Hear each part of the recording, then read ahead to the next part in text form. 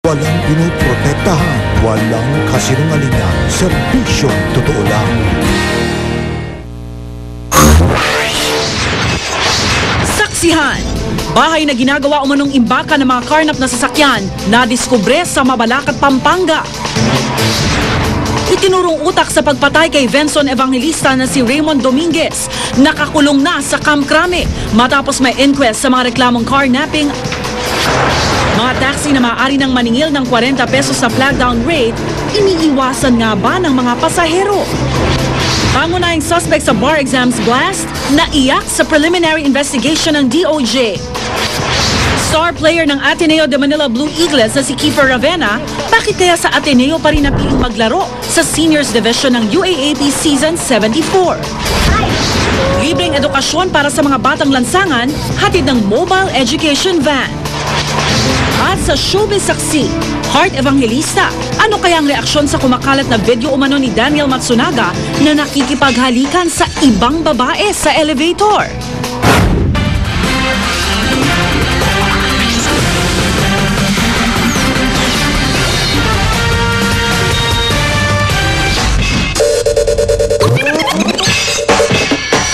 Tatlong mamahaling sasakyan at samusaring bahagi ng mga kinatay na sasakyan. Yan po ang bumungad sa mga operatiba ng pulisya sa ginawang raid sa isang bahay sa Mabalacat, Pampanga.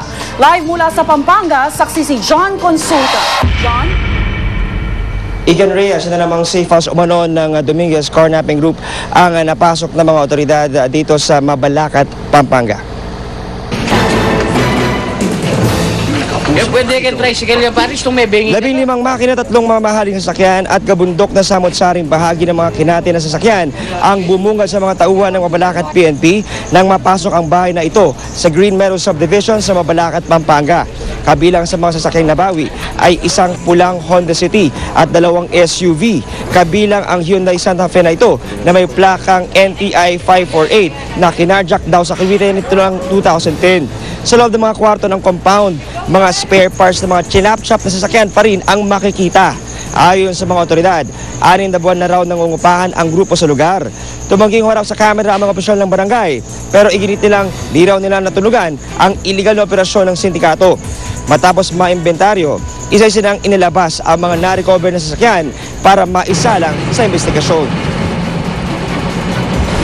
We will make a request with the SOCO team, yung nakitang suspected blood stains, paano natin to, pa-check natin if galing ito sa, kung ito ay human blood.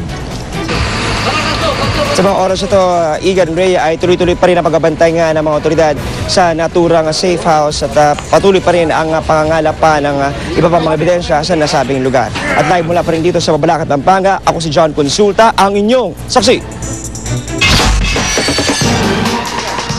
Samantala, na-inquest na para sa mga reklamong carnapping at kidnapping with homicide si Raymond Dominguez, ang itinurong mastermind sa pagpatay sa car trader na si Venson Evangelista. Sa ngayon, nakakulong na sa Camp Crame si Dominguez at live mula sa Quezon City, saksi si Salima Refran. Salima? Igan, formal nang inilipat ng CIDG Bulacan sa Lozano Evangelista Special Investigation Task Group ang kustodiya ni Raymond Dominguez, ang tinuturong mastermind sa pagdukot at pagpaslang sa car trader na si Venson Evangelista. Pasado alas 9 ng gabi nang makarating dito sa CIDG headquarters sa Camp Crame si Raymond Dominguez. Agad na pinoseso ang kanyang mga papeles at saka sumailalim sa medical examination kung saan nakitang nasa maayos ang kalusugan nito. Sinundan nito ng pagkuha ng mugshot kay Dominguez, saka pinusasan at dinala sa custodial center kung saan siya mananatili. Sa buong proseso nanatiling kalmado si Dominguez. Gayunman, tumanggi na siya magbigay ng pahayag ngayong gabi. Ang status ngayon ni Raymond Dominguez is under arrest. As far as the SITG is concerned, tuloy-tuloy yung ating ginagawang investigasyon and so far maganda naman yung ating breakthrough. So patuloy pa rin tayong humukuha ng mas matibay pang ebidensya. Bago i-turn over sa custody ng Special Investigation Task Group, sumailalim sa inquest proceeding si Dominguez sa Quezon City Regional Trial Court. Inirekomenda ang paghahain ng reklamong carnapping at kidnapping with homicide laban kay Dominguez. Saksi sa inquest proceedings ang ina ni Dominguez. Ayon kay Betty Santos Dominguez, masama raw ang kanyang loob sa pagsuko ng anak dahil parang arestado raw ang turing dito. Mananatiling under arrest sa custodial center si Dominguez hanggang sa preliminary investigation hearing sa January 27 sa QC Prosecutor's Office. Samantala bukas, haharap itong si Dominguez sa Malolos RTC para sa isang hearing sa kaso ding carnapping alas 8:30 ng umaga. Live mula dito sa Camp Crame, ako si Salima Rafran, ang inyong saksi. Aabot naman sa mahigit 1 milyong piso ang natangay ng mga magnanakaw sa isang pawn shop sa Makati. Ang mga suspect sa manhole dumaan at naghukay pa patungong sanglaan. Saksi si Julio Segovia. Sa tila ordinaryong manhole na ito sa Kalayaan Avenue sa Makati, pinaniniwala ang nagsidaan ng di bababa sa 3 lalaki. Ang punteriya nila sa dulo nito, isang sanglaan.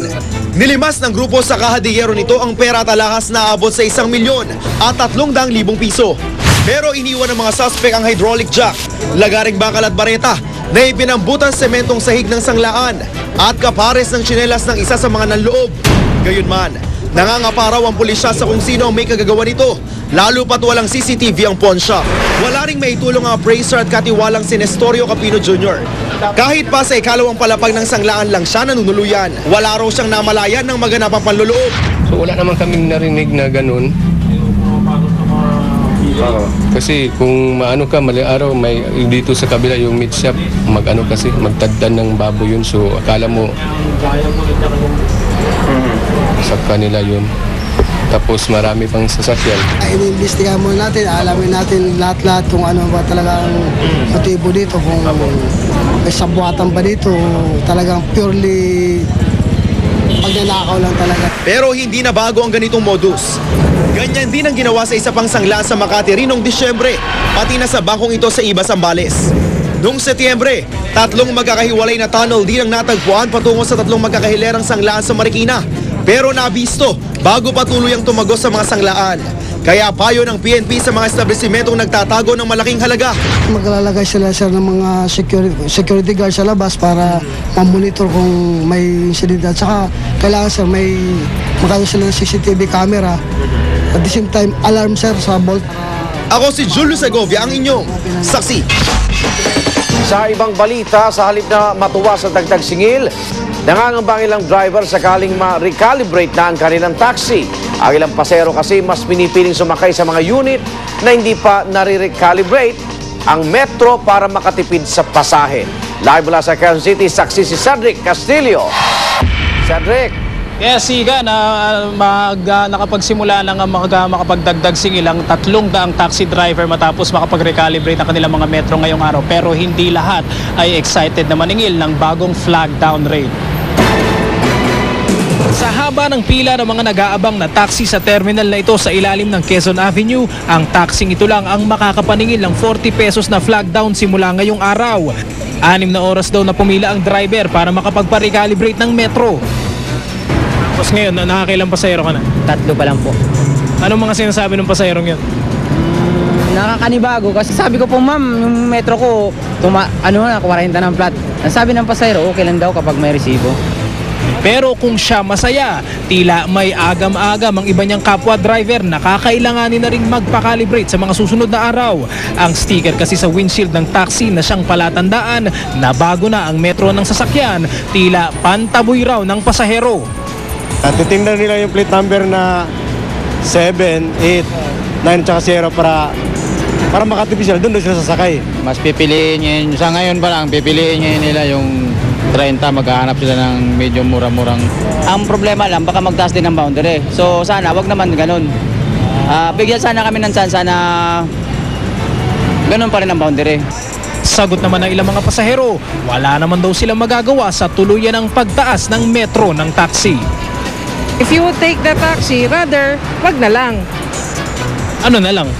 Either you take the bus, the jeep, or the FX. Mas maganda pa rin yung mura. Kasi araw-araw tayo sumasakay eh. Mataas na lahat ng mga bilihin, pati yung transportation mataas na. So parang lugi kaming mga nagko-commute lang. Igan, panawagan muli sa mga driver ng taxi na may plaka nagtatapos sa number 1 at number 6. Alas 8 bukas ay pwede na magpa-recalibrate ng kanilang mga metro at first come, first serve ang sistema pinaiiral. Kaya pakiusap ng LTFRB sa mga driver, agahan ang pagpunta sa pila bukas. Live mula rito sa Quezon City, ako si Cedric Castillo, ang inyong saksi. Uminit naman ang ulo ng ilang taxi operators sa umano'y hindi maayos na sistema sa recalibration sa mga metro ng taxi. Ang mga taxi driver kaya, masaya ngayong makakapagtaas na sila ng singil? Saksi si Steve Dailisan. Hindi maano yung sistema, yung kung saan pipila, magulo. Kaya yung oras ko nauubos. Unang araw pa lang ng recalibration ng mga taxi para sa taas pasahe pero marami na agad ang naiinip sa pila sa LTFRB. Kanya-kanyang kumahog ang mga operator para makapag-franchise evaluation, assessment at makapagbayad ng 1,110 pesos para sa kada unit ng taxi. Hinahabol din kasi nila ang mismong first calibration at resealing naman sa Balintawak, Quezon City na bukod sa first come first serve basis ay kaya lang umasikaso ng hanggang 300 unit kada araw. Sa schedule ng LTFRB, may 20 araw para makapagpa-recalibrate ang mga taxi unit. Hanggang February 14, mga plakang nagtatapos sa mga numerong 1 at 6 ang aasikasuhin. Saka pa lang may susunod ang iba pa hanggang matapos sa May 25 ang mahigit 28,000 taxi unit sa Metro Manila. Kaya naman di maiwasan ng ilang taxi operator na magreklamo sa tagal daw ng aantay nila para makapagpatupad ng 40 pesos na flag down rate. Tumataas ang gasolina, hindi naman lang bumababa eh. Naiiwan yung ibang taxi ko, kailan ba i-calibrate yun? Kailan tataas ang... Dapat sana 1 and 2 tapos maliit lang ang gap ng panahon. Kung pinagsabay-sabay natin sila ngayon, yung rambulan, palagay ko di lalong mas mag-chaotic ang situation, mas lalong matatagalan. Kanina sinubukan kong bumiyahe mula Balintawak hanggang GMA Network sakay ng taxi ni Darwin na isa sa mga unang nakapagpa-recalibrate. Habang tuloy ang pagpatak ng metro, inusisa ko si Darwin kung masaya siya at naipatupad na ang bagong singil. Pero ito ang kanyang sagot. Pareho lang sa dati ang nangyayari kasi tumaas ang gasolina, tumaas din ang boundary. Pero di lang kawalang kontento ni Darwin ng baon ko sa pagtatapos ng biyahe. Yung dating 80 pesos na pasahe mula sa Balintawak hanggang dito sa GMA, eto 110 pesos na para sa 5.78 kilometers, mga 30 pesos din yung itinaas. Kaya naman mahigpit na bili ng LTFRB sa mga taxi driver, huwag nang pilitin ang mga pasaherong magbigay ng tip. Sa mga abusado, pwede silang isumbong sa LTFRB hotline at text line. Ako si Steve Dailisan, ang inyong saksi.